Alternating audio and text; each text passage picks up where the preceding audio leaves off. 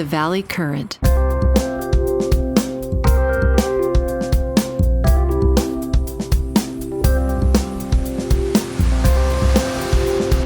Hello, Jack. Hey, Ron. How you doing? Welcome into the Valley Current. We do these podcasts to give people updates about what's going on within Silicon Valley and elsewhere throughout the United States and sometimes throughout the world. And I just got back from the Fringe Festival, which takes place in Edinburgh. I don't know if you've ever done that. You're originally from England, right? Have you done I it? obviously know of it. It's very obviously known of it, but I've never actually been. No. You must do it, because I'm convinced you could give a great stand-up comedy about the way in which the world is changing so rapidly. And you would get many, many attendees. I'm absolutely convinced of it. They had about a dozen AI related, but they were sort of AI light discussions. There was nothing with any real depth. You could give a very deep 1 hour. They limit each performer to 1 hour, and I'm sure it would be loaded with jokes, and you would have a lot of fun doing it. I'm absolutely certain of it. Maybe my jokes are usually not very, they're sort of dad jokes, I would think, but it's sort of, but I was at a comedy club in San Francisco last night, actually. Oh, you were? Was it good? It was okay. It was all right. I've seen better when I've been there before, but we just wanted to have a different change it up. So your journey, because you were originally born not in England, but I think you moved to England. Tell the story about. Oh, yes. So thank you very much. Thanks for having me, Jack. My name's Ronjon Nag, and I was actually born in England. I was born in Yorkshire. Okay. And, but I left when I was 6 months old. So any viewers who are from Yorkshire will say, why hasn't he got a Yorkshire accent? Well, that's because I left when I was 6 months old. But that does qualify me to play for their Yorkshire cricket team, because you have to actually be born there to play for Yorkshire. But maybe that's why we keep losing. I don't know. Brought up in a town called Northampton, which is about 60 miles north of London, which is famous for two things. One is the Broadway play Kinky Boots, which is in Northampton. It's a decimation of the shoe industry. Mm-hmm. And the other one is the most famous discovery in biology in the last 100 years. And that was Francis Crick was brought up there. Okay. And, he discovered DNA. And he went to my high school, obviously 40 years before me. Mm-hmm. And then went to Birmingham for electrical engineering, Birmingham University. Then went to Cambridge to do my PhD in machine learning, applied to speech recognition. And then Cambridge wouldn't make me a fellow, so I had to come to Silicon Valley. And with a short stop at MIT on the way, did AI for finance at MIT, and then came to Stanford University, and I wrote a letter to the most famous professor in AI at the time, David Rumelhart, and he had invented the ways that you compute the weights or the parameters of what we call a neural network, which is really the modern foundation, the foundation of modern AI today. And he said, sure, come along. And but what I got was an invitation letter from the psychology department, not the computer science department, the psychology department. So really, he was a psychologist and he was trying to think of mathematical models of how the brain works. And so I was fortunate to be there. And then after going to Birmingham, Cambridge, MIT, Stanford, no one would give me a job, because this is 91. And 91 was end of the Cold War. It was probably the one time in history when engineers had difficulty getting jobs. And so what did I have to do? I had to start companies. Yeah. And my first one was doing speech and handwriting recognition, and was able to do quite well. Classic Silicon Valley startup. Two guys, not in a garage, but in an apartment, and was basically coding away and building a handwriting recognition system, but not just any handwriting recognition like OCR on typewritten text. This was cursive handwriting, much more difficult problem. Before the Palm Pilot. Before the Palm Pilot. This is 91. And we were basically came up, well, on our peak we were 3 people. Mm. And we invested 500 into the company. $500, that is, not $500,000. 500,000 would have been peanuts, but $500, that's like really bootstrapping it. And then 20 months later, so we got a lot of press. At our peak, we got to 3 people, and all had PhDs. We got a Rhodes Scholar was one of them, but we got a lot of good press. Got in the New York Times, and then finally, I got on the cover of Fortune magazine. That's big. There you go. There's my Fortune cover right there, and we're still talking about that today. And what we basically did was, we sold it for a very, very nice number to Motorola about 20 months later. And so it's the dream of every business school student to get on the cover of Fortune. I did it in 20 months. And then sold it to Motorola. And the first thing they told me to do was, please invent Chinese handwriting recognition. Wow. So I said, well, I don't speak, read, or write Chinese. And they said, well, we need it because we've just invented texting and we don't know how to get the Chinese characters into the box because there's 20,000 of them. Yes. And we said, we don't care, just go invent it. And so off we went. We wanted to build a team to build Chinese input systems, not just handwriting, but entering the characters just from 12 buttons, also speech. And beat out Ericsson in those days to have the first Chinese input system for phones, in mobile phones. And at the time, did that happen? That happened. At the time, Motorola had a third of the China market. And then I spent 6-7 years at Motorola ramming speech recognition into the phone, so you could have, in those days it was voice dialing, telephone digits. Right. And then we had I think the final product I had was a phone that had full screen browser, handwriting recognition, speech recognition, games, apps, and touch screen, and we sold millions and millions of them. Nice. But in China. So when I told my colleagues, said, well, why don't we ship this in the West? And they said, no, Ronjon, you don't understand. In the West, we like buttons. We like buttons. Look at keyboard. In Asia, people think graphically and gestures, but in the West, we like buttons. Look at BlackBerry. BlackBerry's eating our lunch. We need a keyboard phone with buttons on it. So, well, I thought I'd go on and do something else because I could see the internet was happening. And so I then built the first mobile app store, a company called Cellmania. And because I had all the access to the 5-year roadmaps at Motorola, the phones had become digital, they'd become internet enabled, you'd be able to do these things. And so I said, well, let's go to where the puck's going to be. Yeah. And I actually built the first mobile search and mobile app store. So my only problem was there were only 2 phones that could only run apps. They could run apps at the time, a Motorola one and a Nokia one. And instead of taking 5 years, it took 10 years. Yes. To mature. And in the early days, it was mobile operators that sort of dominate the industry and say, look, we buy the phones, we say what's what, and we decide that we want the app revenue. And so you had fragmented app stores, but that was good for us. We would deploy it on Vodafone and Telstra and Sprint and AT&T. Each one would have one. So we had like 40 of these things. Nice.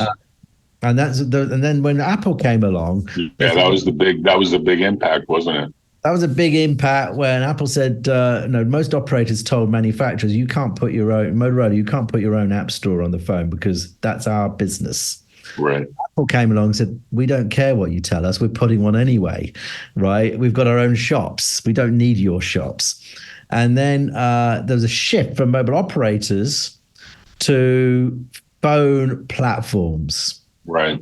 So then Google, Android came along. Microsoft was still there. They had their platform. Of course, BlackBerry was there too. There's like four real platforms at the time. And we'd met BlackBerry in 2008, and they weren't really interested. But then in 2010, they were very interested because the market was moving so quickly. It was so quickly. It's not because they had stupid people. They didn't have time to get the arrows in the back that we had. By this point, we'd spent 10 years on app store concepts, game stores, music stores, video stores, buy one, get one free, put it on the phone bill, put it on PayPal. Every single combination you could think of, we had actually, and we knew what was working, what wasn't working. And then finally, so BlackBerry said, okay, we need to buy, we haven't got the time, we've got to move quick. And they sort of bought about 8 companies all at once in the 2010 timeframe. And probably should have done it in a couple of years earlier. Right, because Apple came in and really kind of shifted the market in a huge way. Apple had the iPhone in the App Store was 2007-ish, right, 2008-ish, that kind of time frame. And it wasn't clear, even Apple weren't quite sure. They were just playing around with it, really. It sounds like Apple copied your invention. Like, to me, it sounds like you were first, right? Oh, we were definitely first. I'm not sure whether they think though. Certainly they had some of our employees, and also Google had some of our employees. So they had the genes there. Usually, even going back to the Chinese and going back to the voice recognition and the handwriting recognition in 1990, usually I'm 10 years ahead. That's not necessarily a good thing, Jack. Right. Because the market's not there yet either. Right. No, there's lots of stories like that. There's lots of stories where you're just too early. And the fast followers, which include Apple, because they do a lot of fast following these days, really gain a lot of knowledge about what works and what doesn't work. I mean, Apple failed with the Newton. I'm sure you must have taken that apart, right? I mean, we were, I think there was like 2 cursive handwriting recognition companies at the time. There was us, and then there was a Russian company called Paragraph. Right. And so Apple went with those guys, and the Newton didn't work out well. Everyone else went with us. And, it could have been a different story if it was different. I think that they had a good product too, but it was early. And the question is, if you're a big company, do you need to be early and fast follower? And then if you're a small company, do you need to be, you have to be, being first really helps a lot. And then the question is, usually you're not sure whether you're too early or not early. Sometimes so I only thought it was 5 years. That's what the industry sort of studies said. It's only 5 years. The phones it ended up being 10 years. Right. So you don't know what you don't know. And the question is, as a smaller entity, do you have the stamina and to be able to follow that marathon? Now, there's some arguments that you do because you're a smaller company, your burn rate is smaller.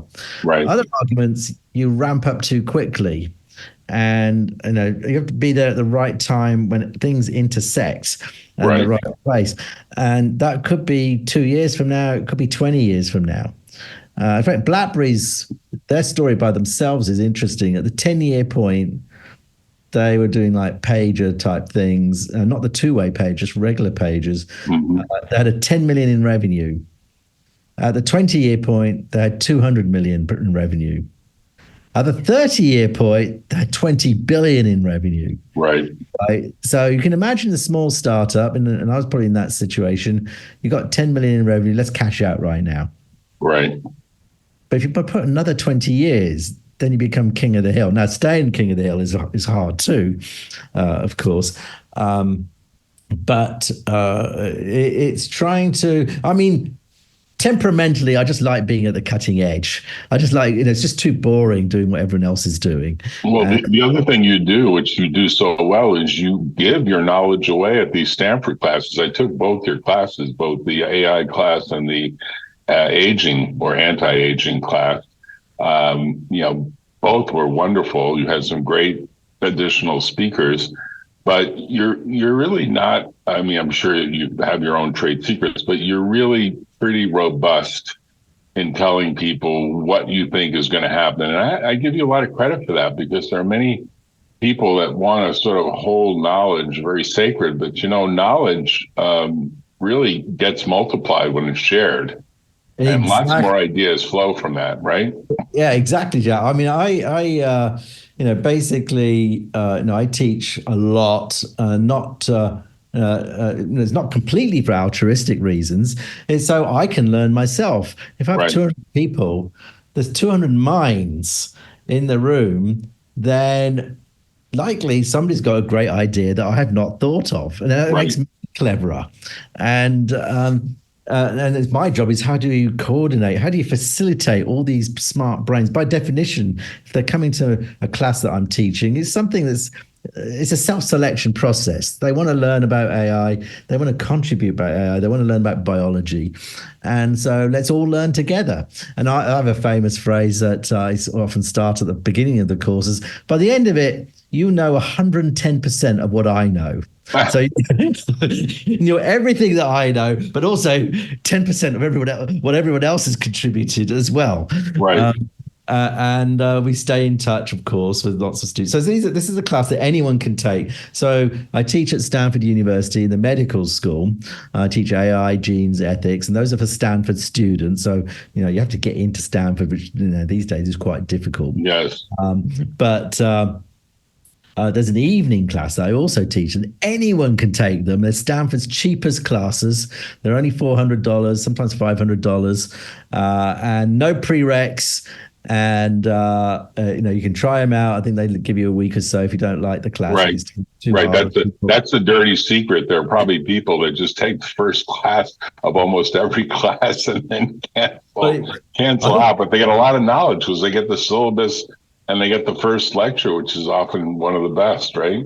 Well, the dirty secret from the professor point of view is we make sure the first class is really good and really easy to understand. Yes. And then just after the drop date, then we can put tougher material. Right. So people get unaware. But basically, after doing all those companies, I did another one. Went back to speech recognition. I was more the advisor in that one. We sold to Apple. So I sold one to Motorola, one to BlackBerry, one to Apple. Apple was probably the most difficult deal of all, be my guess. They were all difficult. You're a deal guy too, yes. So you know they're always difficult. They're all difficult. I always find Apple, and you know, I used to represent Apple when I was at Davis, Stanford, Kelman, and Fenwick. We started Apple Computer. Yes. We literally filed the paperwork, and we did their work for like 4 or 5 years.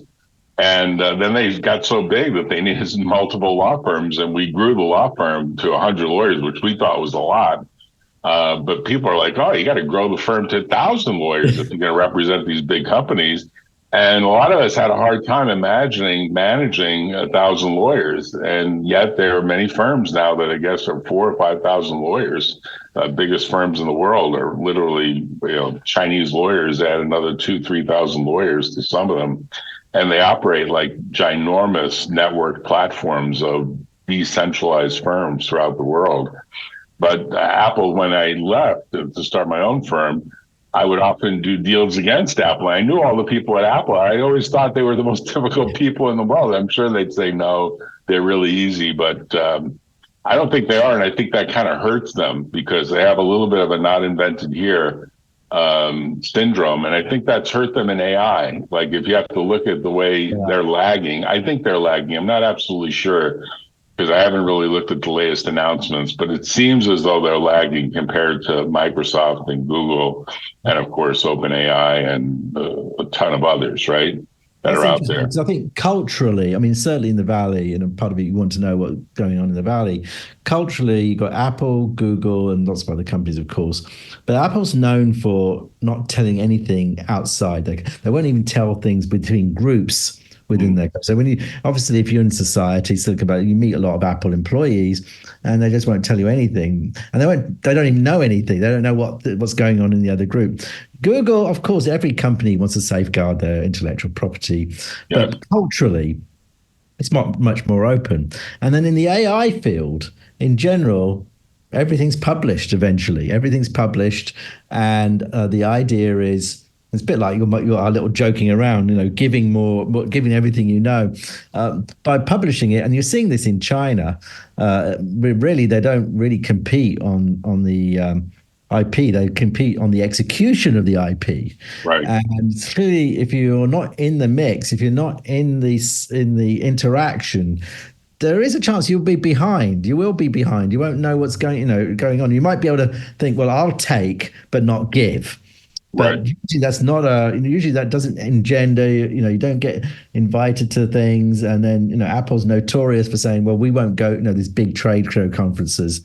So we won't go to them, but we want them to come to us. We'll come to the Apple Developer Conference. But, you're going to miss out on some interaction if you don't go, if you don't have your booth there when everyone else does. So I think then on the flip side, if you keep something, you can surprise people with new inventions. So those are you have to balance it out. And in general, being balanced is probably the best policy. If you're on an extreme one way or the other, it's another issue. So after I started with my career, I went back to Stanford. Stanford has a program. It's called the Distinguished Careers Institute, but you don't need to be distinguished, and you can spend a year at Stanford doing anything you want. And I took all the biology and medical school courses, and that's how I got into biology. So I did aging science at Stanford, the course that you took, and now I'm working on AI and aging. And really, again, you have to be in the mix. What's great at being at a university, any university really, is that you can interact with other students, other professors. And what's great about Silicon Valley, I think it's unique in the world. I mean, other cities might critique it, but the just general openness and interaction, and you just walk down the street, and there's just people mingling. There's a meetup pretty much every night. If you wanted to go to an event, a night, it's sort of a scientific event, an engineering event. There's something to go to every night if you wanted to. Yes. And so I think certainly the traffic people complain about compared to other cities, it's nothing really. Within about 20 minutes, you can loads of companies and labs and universities you can drive to. And those are like differences, I think, in Silicon Valley that I really like. There are on the other is tech all the time, science all the time. You're either in doing science or supplying to science, right? And it makes it very insular. So it's good to get out to Edinburgh or London, where I'm from, and go there 4 or 5 times a year to get much broader societal exposure.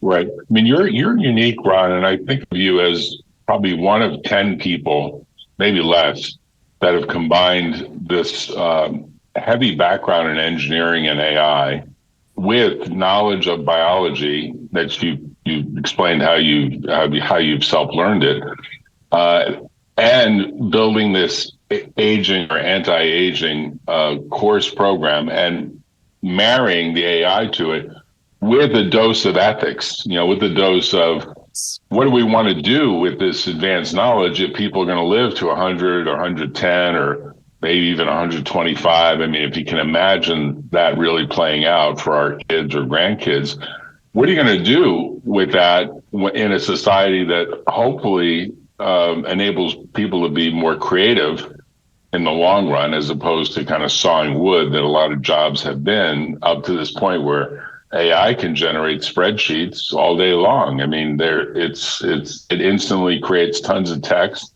I mean, you really combine. I can't even think of the 9 or 10 other people. I can think of a few, but I don't think they have the same combination. Really? Well, I think it's not just technology. I mean, we have a project, maybe in your field, we're trying to create patents using AI, and so instead, because lawyers, as you know, are so expensive. But it's not just because of the expense; it's also the time and the effort and distracting people from building products and doing engineering and making them write it. Engineers don't usually like writing things down. And so how do we, sort of complete opposite of the patent process? So we have a project, well, so can we actually, can the engineer just give the idea and write the patent out? So we have that one out. But in the end, I think there's contracts, patents, and I talk to people in these intellectual service industries and say, well, won't GPT just do it for you eventually, right? And they say, well, yes, maybe, but that's not what people pay me for. They pay me for psychological contracts. You're talking about the contract. I've done so many deals in my life. So I'm a business, a scientist, a teacher, and I've done so many deals in my life. And on the other side, there's a fancy lawyer quite often and give me a 200-page contract, right? I jump straight to, okay, what are the termination clauses? What are the 4 or 5 things that I care about? Right. And because I know this is where engineers can have some impact. And then so let me do that. And then I go through it and make everything mutual, every clause mutual. Right. The other guy complains. Okay, let me pay attention to that one. Right. Right. That's smart. That's a good algorithm. That's a good way to handle it. And then usually, more often than not, maybe 2 years later, 3 years later, there's sometimes an issue that the other side comes back with and said, "Oh, well, you agreed to it. It's in the contract. Why?" Despite having 200 pages, people will still miss fundamental things. So it's not the hundreds of pages. It's actually, that's where the psychological contract is more important. I don't care if it's in the contract or not, right? What does the other entity, and if they're a moral entity, and you can argue whether companies are, but they're run by people, and you're a moral entity, that's actually more important. Let's just do what's right. Yes. Right? And if you don't do what's right, well, it's not a one-shot deal. There are many, many other deals. Reputation gets around. So I actually spend a lot of time thinking, okay, what are we trying to do? What's the intent? And then what do both sides want to, how do they paper it over? And then if either side misses something, and likely they will, is my prediction usually, what is the end result? And in other things. So it's, so I've had a lot of experience in, and that's also daily life in marriages, and it's friends when you're interacting. What's more important is, what did you commit to morally? Yes. Versus what someone put in a piece of paper somewhere. So Ron, let me ask you: when you go back and think of yourself in high school, did you imagine yourself becoming the Renaissance man that you've become? Because you really are a very unique creature on this earth. And I'm sure other people have told you this, but did you imagine that, or did you have an aim to do something else when you were in high school? What do you think of? Because I originally, when I was in high school, I thought I was going to become a Catholic priest, because I had been an altar boy in grade school, and then I had been a lecturer or a reader in church. And I thought, oh, well, this is a natural thing. But of course, once women came into the picture, that kind of changed that perspective. But what did you think of when you were in high school? What did you think your career would lead? Yeah, so I went to a pretty normal, what they call a state school, right? It's just an ordinary school, and just, one or two famous alumni, but pretty ordinary school. And pretty ordinary school kid, probably was getting grades at the upper level, but not the top guy usually. But it was my parents, one was an engineer and my mother was more on the medical side. She always wanted me to be a doctor. So I was kind of resisting both of those professions. Kids do, as you know. But ended up, doing electrical engineering, which surprised me. And I think Birmingham University had put me on the track. They had a few courses that intersected with other fields, and speech recognition was one of those things that people don't know. I mean, it's just passé now. It's on your phone. It's been there for decades. But in 1983, my undergraduate project doing speech recognition, people would just fall off their chair. They couldn't believe it. Right. It's like what I'm saying now. Right now, I'm working on a vaccine. Oh, what's a vaccine? What's so special about that? Oh no, mine's a vaccine for aging. And people fall off the chair. What are you talking about? It's the same dynamic. But I believe is go to where what I'm different now from when I was a school kid is I'm now sort of looking for those moonshot ideas and say, oh, well, how would we do it? Okay. That's a big idea, and it runs against the grain of what most people want to believe. Because if you talk to people now all deceased, like my next door neighbor, Dr. Walter Bortz, or Leonard Hayflick, Dr. Leonard Hayflick, they were all like, the laws of physics apply. It's not the laws of biology. Aging is like rusting of a car. Basically, the world interacts with your body, and you're going to run down over time, just the way a car would rust or run out over time. And you're kind of bucking the grain on that and saying, no, maybe there's a way to actually biologically change things, right? It is, and I think it's because in my other fields on the way, people always said these things would be impossible. Yes. And of course, in the Valley, we've seen so many things where people said that things were impossible. It turns out they're not as impossible. And basically, we don't know. I don't know. I'm the first person to say I don't know. Right. The biology, the body is very complex, and if you go back from 100 years ago, uh, if 100, even 50 years ago, if you go back to what the even the scientific population in many fields, including medicine, they would be shocked at what we're doing today. They would say it's impossible. I said to my wife, just let me interject. I said to my wife tonight, I said, can you imagine if the founding fathers, the people that wrote the U.S. Constitution, like Benjamin Franklin and Thomas Jefferson and George Washington, all like landed in 2024 and said, wow, what happened to our United States in terms of just innovation? Forget about the politics for a minute, because she went to the politics of it, but just in innovation. They'd say, like, where are the horses? Where are the buggies? Everyone's floating around with these cars and trams and electric trains and I think their heads would be spinning. I don't think they imagined the acceleration of innovation. And I don't even think today we imagine the acceleration of innovation that may happen over the next 100 years. And it's faster and it is exponential. It's faster and faster. It took us 2,000 years, right, to get to the first industrial revolution. Yes. Then it took us another 100 years to get to, sort of communications innovation, transportation innovation. I mean, a poor person today really has more access to entertainment, travel than a millionaire in 1850. Yes. For sure.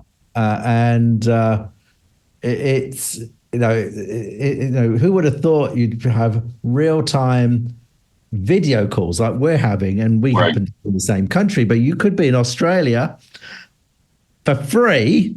Yes. Right. And whereas in 1990 it was $1 a minute for a phone call from London to New York.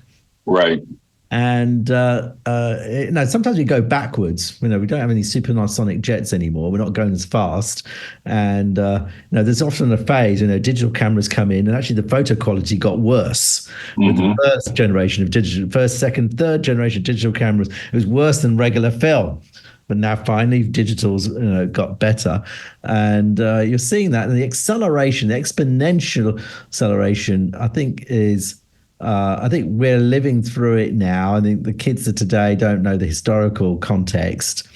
People our age, dare I say, probably have a bit more context. As saying you can always see it. I mean, certainly AI. Pretty much every day there's a new innovation. Now, longevity science, biology, I'd say it's actually not as fast. Right. As seeing, but if you play it forward 4 or 5 years from now, I think that will be the main thing. People will have a discussion. Which aging therapy, treatment, drug are we taking? And we might even go back to Ozempic and say we don't think of Ozempic as an aging drug, and there's got many flaws in it for being, it sort of reduces muscle, creates muscle loss, but fundamentally it has great for weight loss. Lots of other disadvantages it has. But imagine 4 or 5 years from now, we've got cocktails of combinations that address all the flaws. Right.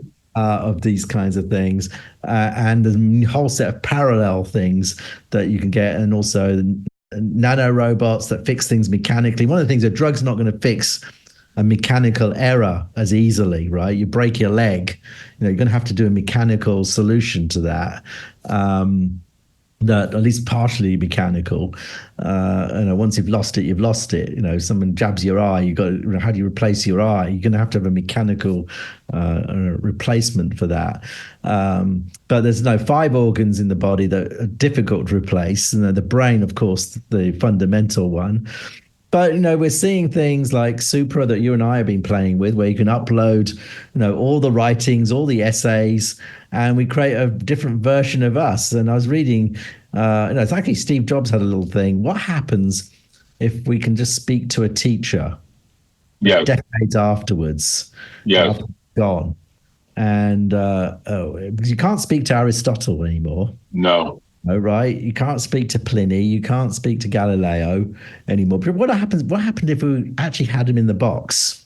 maybe we can actually recreate them in a box now with all their writing. We still have their writings. We have their writing. So I thought, well, imagine you can recreate sort of a group and ask them what the solution is to things like Ukraine and Russia, Gaza and the Israelis, like basically get them to provide some wisdom based on their thought processes that are captured in the box. I don't think anyone has actually built that kind of super system of wisdom. And when I talk to people about it, they say, well, that's brilliant, but do you really think that the AI is going to be able to generate all the inferences that would need to be generated? Well, that's a moonshot, right? That's worth considering, right? Because even if there's just one kernel of a new idea that can break an impasse, that becomes hugely valuable. I mean, a lot of what I do these days is act as a mediator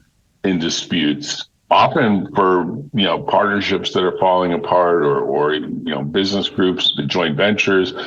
And sometimes it's just an instant of an idea that comes out of like almost out of nowhere that then creates the value that puts the deal together. And I'm convinced, for example, in big disputes, like when Apple went up against Samsung, which ultimately Tim Cook regretted because he said, Samsung provides us with displays.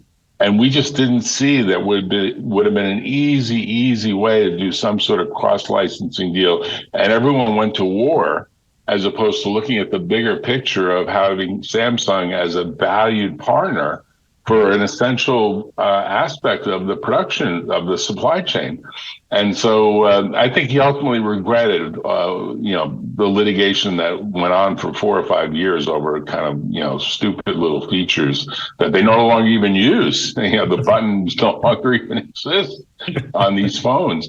And so it's interesting to look at stuff from the point of view of what will eventually happen to the overall way in which disputes get resolved, because these masterminds that maybe will basically impart knowledge could provide the instigation for the new idea that flows from just the interaction with like people like who have tremendous writings. Like Walter Board says, tremendous number of writings his family doesn't necessarily want to do. I suggest that all of them get moved into Mimeo for the purpose of creating this sort of ask me anything kind of thing. And the same thing would be true for Leonard Hayflick. And that mindset probably has to change. We're going into the last decade where, whether that's your 80s, 90s, or 100s, you actually write in the notion that I want all this stuff to be loaded into a system that will allow people in the future to probe. Well, what does Ron think? Let's ask Ron's avatar. What do you think should happen here? Because I think it would be a very interesting added value for all of us. Well, I think it's close to basically being doable, and people will start. It might encourage people to write more, right, and actually vocalize what they're thinking, as opposed to just keeping it inside. And the critique there is usually say, well, you can't come up with any new ideas. It's just in the box. But what we find is in these newer systems, they may not be new ideas, but they look like new ideas. They're basically getting things that wouldn't be linked before.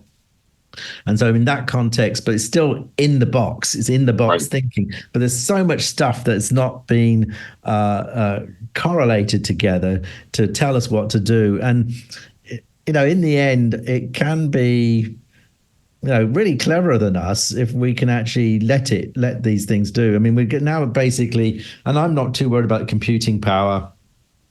I think that will get solved. It's historically always been solved. We always eat up as much computing power as possible, but basically things get cheaper and cheaper and cheaper. And no one even blinks. Like in 10 years' time, no one will even blink. What changes, Ron, I'm convinced what changes is the attitude of younger people would be, let me interact with all of these wisdom providers and see what they do to instigate from me some new ideas. And that's a different mindset than kind of the traditional research approach, which you might say is kind of like read a lot of scholarly papers in a semi-random way, right? To actually get into the knowledge base in a way that's much more integrated would be hugely valuable, and it would change the mindset for research and would change the mindset for the way in which people self-educate. Because you know, and I know that 80% of learning is really more self-learning and kind of instigating your own motivation to dig deeper and deeper and deeper until you kind of feel like you've mastered a subject. You of course have mentors like you and others that help you along that journey, but it's really your own motivation that carries it out. And I'm sure you see that often in the students that you lead. Yeah, it is the interaction, and where, as I said, all parties benefit, and being able to get 1 + 1 = 3. Yes. Get this extra thing that no one had thought of, but wouldn't have happened unless this conversation was happening. Unless the three people are in the same room interacting together. Of course, we have that in normal work life, of course, but can you actually do that in a scaled way? And I'm seeing a number of companies, people who work at the companies, who are accelerating their thinking, accelerating their research ideas, things that they didn't know about. They start interacting with one of the systems, or maybe a customer, and you've got vertical systems as well. I'm working on life sciences approaches to GPT, a lot of ideas that they just wouldn't have thought of. Because you can't read there's a million papers published every year. No one's got time to read them. Right. But you have a machine read them for you and say, okay, you need to pay attention to this. Yes. Thing. Yes. By the way, there's another idea for you, right? And these difficult problems, going to Mars, aging vaccines, building a machine that's sentient. You can always debate whether we should do these things, but they're going to be accelerated. All these things that seemed impossible. Yes. And I would dare say a lot of the things we've done today seemed impossible. As I said, in my own field, original field of man-machine interfaces, a machine understanding what you say, recognizing your face, recognize your fingerprint. In the 80s, those are just science fiction, complete science fiction. Right. So, Rod, let me ask you, you've started a business that's called R42, which essentially is sort of a venture capital firm, is, I guess, the right way to classify it. Tell me how you came up with that, because you've essentially done this for, I guess, 2 funds, and you're going to have a 3rd fund too. So yes. What is R42? Just tell the listeners. Yeah, so R is R is for Ronjon. That's rather narcissistic, I know, but it's too late now for thinking that. 42 is after, there's a book called The Hitchhiker's Guide to the Galaxy, where they're looking for the answer to life, universe, and everything, and they finally find the answer. It's 42. So we are trying to find answers to many problems. And I should have done this years and years ago, but in the pandemic and after Stanford. So what am I going to do for the next 30 years? Am I going to do the same thing I did the last 30 years? Maybe, but let's try a few new things. And then I ended up saying, let's do what I'm doing anyway, which was helping small companies. I was making a lot of angel investments, but let's professionalize that. Okay. And what we do is we invest, inform, and invent. So invest in the field of AI and longevity. We like mathematics and medicine. Usually seed check, first check, usually only check. So very brave, high risk, and it's usually quite moonshotty type ideas. And then we also inform as well. So there's great teaching at Stanford, but the universities that have bureaucracies and things. At R40, we do similar things, but with a lot more freedom. So first of all, we don't charge anybody. No, we teach people courses, workshops. We have a little summer program. Just finished it, where we do sort of big problems. Quantum computing. Is there any there? Well, you can read about it, take a course on it, but you don't really know unless you do a project. So we put like 7 or 8 projects and all kinds of different things. One of them was the patent. Can you do an AI patent generator? and tough projects, and it's like Project Runway. They get through, they start not knowing each other, and at the end of it, they're presenting. And so that's an educational aspect of R42. So we have an inventor aspect, an education aspect, but we also have an invention aspect. So I typically work on one company at a time, and usually tough problems. So two concepts I'm working. You've heard about the aging vaccine. That's one I'm working on. That's a newer one. The older one is superbio.ai, which is an app store for life science AI libraries. I hate coding, biologists hate coding, and there's thousands of these code libraries that people have spent 4 or 5 years working on in their PhDs, or they're in companies, and it just sits in a drawer. Right. They're finished. So the idea, it comes up and we put an interface wrapper so people don't have to code. So that's the other company we've started, and we'll invent a couple of others as well. But we're not like an accelerator with a dozen. So but they all feed on to each other. So my teaching activities at Stanford, the students will often have ideas. They may start companies. The professors will start companies. They might be looking for jobs at companies. So we have the startups. And what I really like is that, really in charge of my own domain. If I like an idea, let's just write a check and fund it.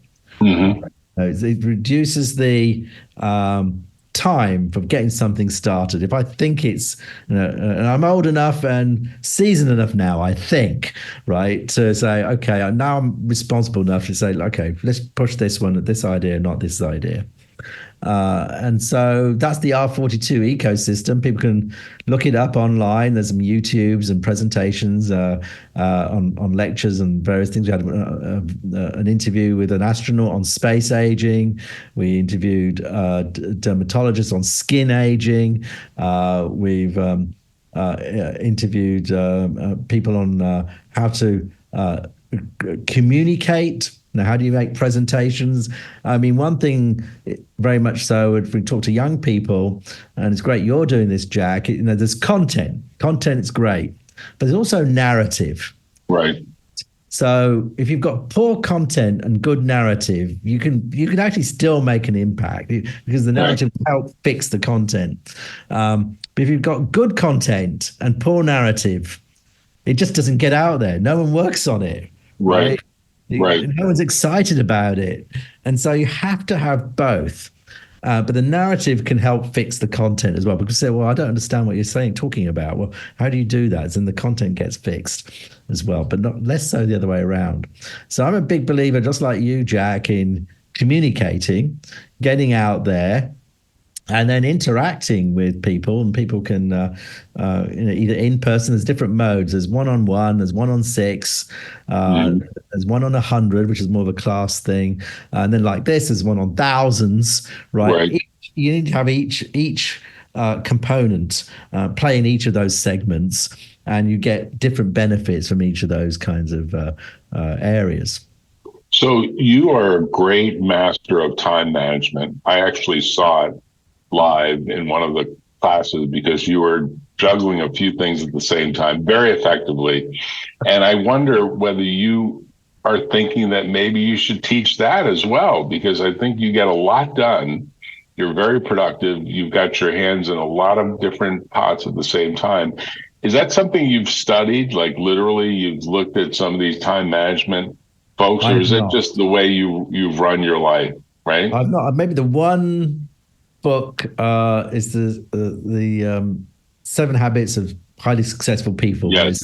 I forget the title. And I don't think I read it word for word, but I've got this grid, things that are urgent and important. You have to work on those first. Right. Things that are not important, not urgent. Forget about those. And things that are important but not urgent. Okay. Right. And then things that are urgent but not important. And so you can frame your problem space.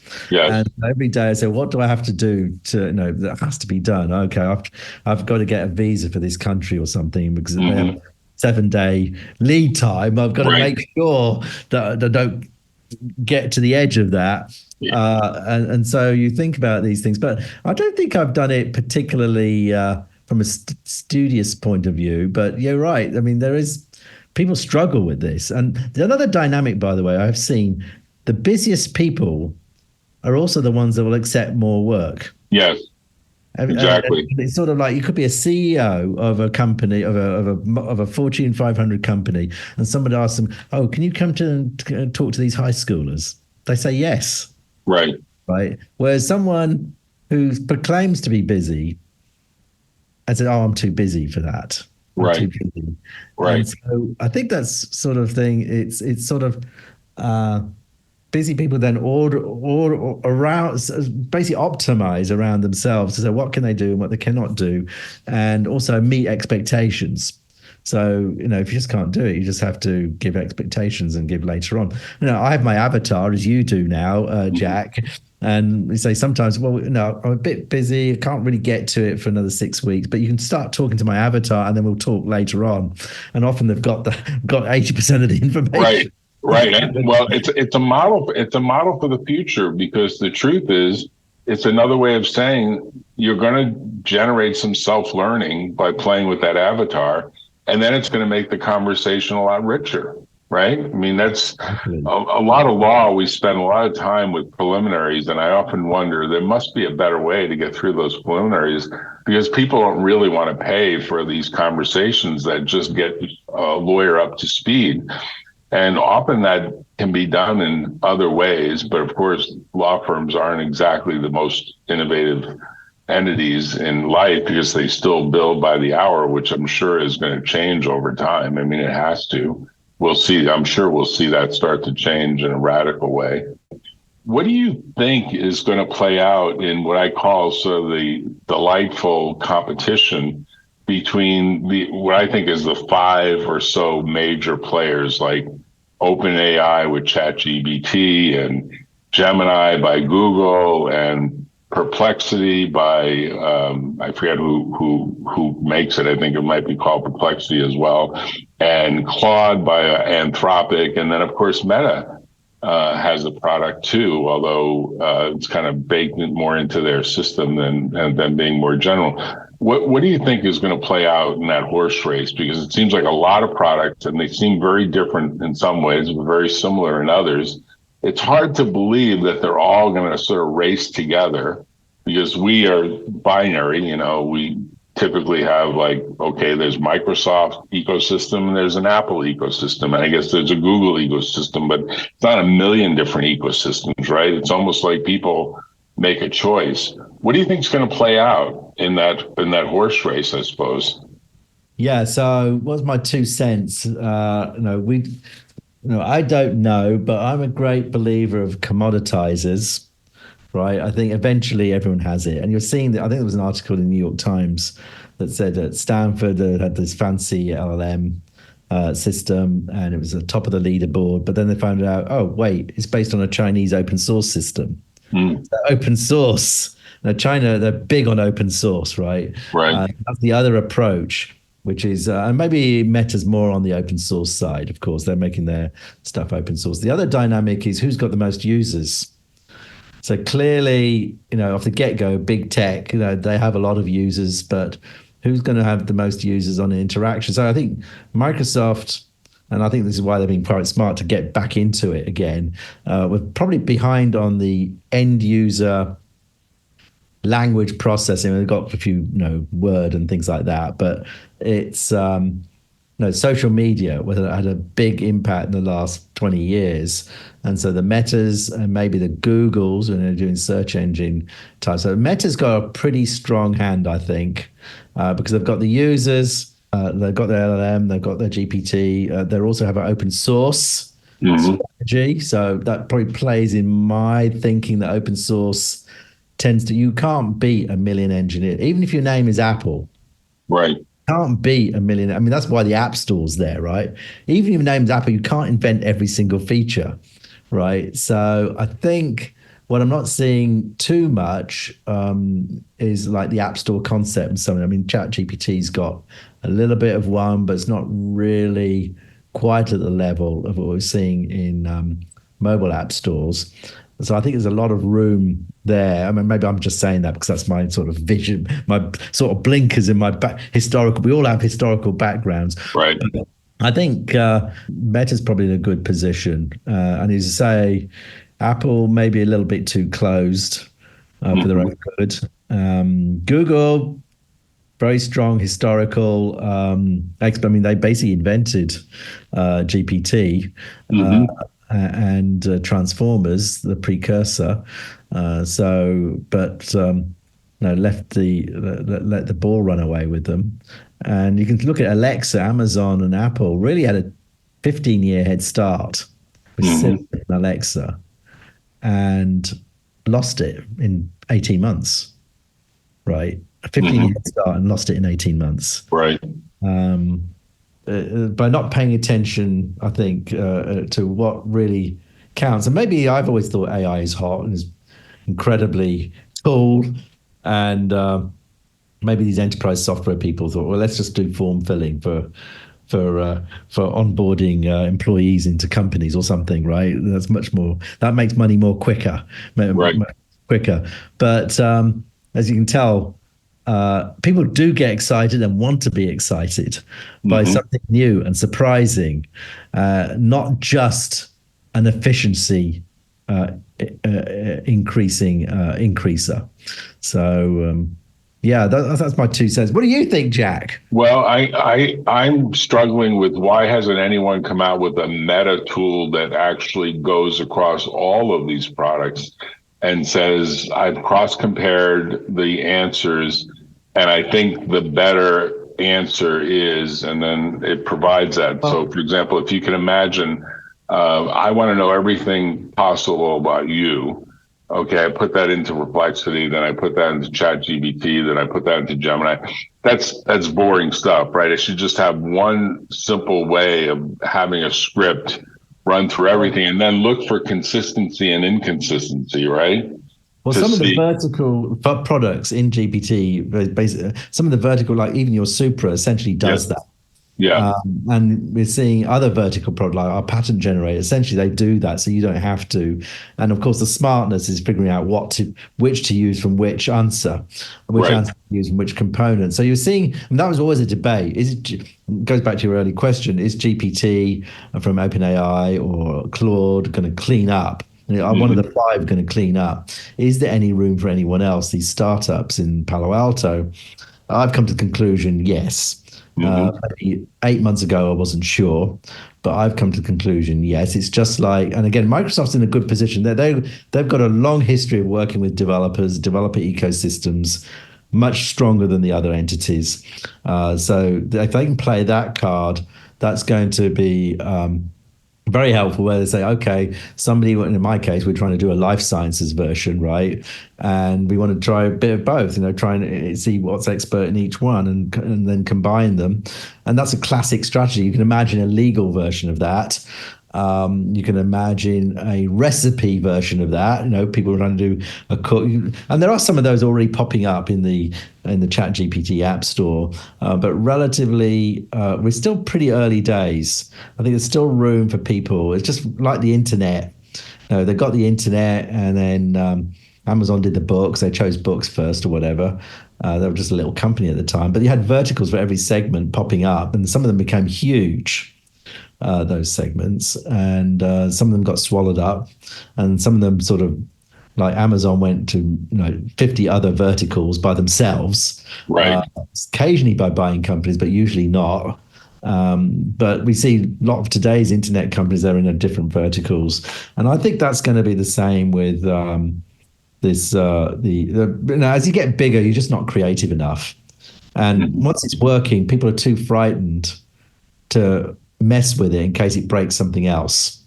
Right. You're shipping 1 billion phones. Right now, it's kind of like an act of God to put a new feature in a phone. Right. It's frightened little, you get egg in your face. Right. And you're going to get that dynamic.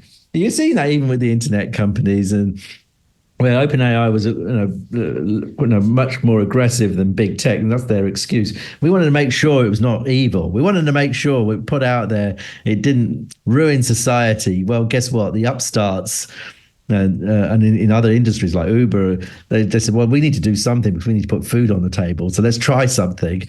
And but even as they get bigger, they'll have that disease, that an aging disease for in a corporate sense. They don't want to risk their own apple cart. Right. Yeah. Hey, Ron, I want to pay tribute to you in an interesting, unique way that probably you've not heard before. There was someone that was an unknown for many years. His name is Doug Engelbart. He has now Yes. passed away, but Doug was a very innovative idea, and I think of you as the same category as Doug. Doug was a visionary. I'm going to send you a chart that was done that sort of summarized his ideas in kind of a big, ginormous picture of how he looked at the way the internet would eventually evolve and create these clusters of knowledge or waves of knowledge. And I think in many ways, you're in the same category as Doug, which is people like Steve Jobs and Steve Wozniak copied Doug Engelbart. That's kind of another little dirty secret, but they basically went to Xerox PARC. Doug Engelbart was there. He had invented the mouse. He had invented the graphical user interface. He was the brainchild of all this stuff. He never got adequate credit. And I want to make sure you get adequate credit, because I actually believe I'm here on Earth in a way to recognize the people that deserve to get additional recognition. I say this as someone who sees people like Dr. Walter Bortz never really got the degree of fame that a lot of other anti-aging experts got. The same thing is true for Dr. Leonard Hayflick. Probably should have gotten the Nobel Prize, maybe eventually will. But I think in many ways, you're in that same category. And Doug Engelbart is really a role model for me of people that impact so many other people that generate huge innovations. And I think that's who you are. And hopefully you'll get far more recognition. I think you did get a lot of recognition with Fortune magazine and others, but I mean like Steve Jobs type recognition, because you are like many, many, many multiple times of greater depth. And I knew Steve, and obviously I know this founding team story and all that jazz. They're respectful people, but they don't have the deep knowledge that you have or that Doug Engelbart had. And you guys are the visionaries. And in many ways, you deserve the credit. And I hope you get it. And if I can help you get it in whatever way I can do it, I'm here to say that's my role and that's what I want to see, because I think you do impart lots of knowledge and you will have a huge impact on Silicon Valley and probably the rest of the world over the next 30 years. So I want to congratulate you for that. So it's a big, big set of applause. And thank you for coming on this afternoon. So kind, such a nice compliment, because I know all those people, and such a nice compliment. So nice of you to say all of that. Of course, I can only just mere dream to gravitate to those echelons of Doug Engelbart, who, yes, invented the mouse and the user interface displays for computers a decade before they became mainstream. And you need these kinds of people. You need these people. And I'm happy just to get people knowing that I know and having people pursue their careers. If I can just help them and help you, help anyone else, no matter what age they are, and say, well, okay, I had a little bit of part in that. And that just satisfies me. Whether anyone recognizes it or not is less of an issue. But it's nice to be recognized. I've got a few recognitions, but it's nice to be recognized. Well, I'm hopeful that you create the vaccine and you get the Nobel Prize for it, and eventually that you get all of the applause that I just said you deserve. And I do think of you as just one of about 10 people. And really, it's in the category of Doug Engelbart and people like Dr. Leonard Hayflick and Walter Bortz and others that are really noteworthy people. So thanks, Ron, for coming on. I look forward to having lunch with you next week. Excellent. Okay. I look forward to that too. All right. Take care. Bye-bye.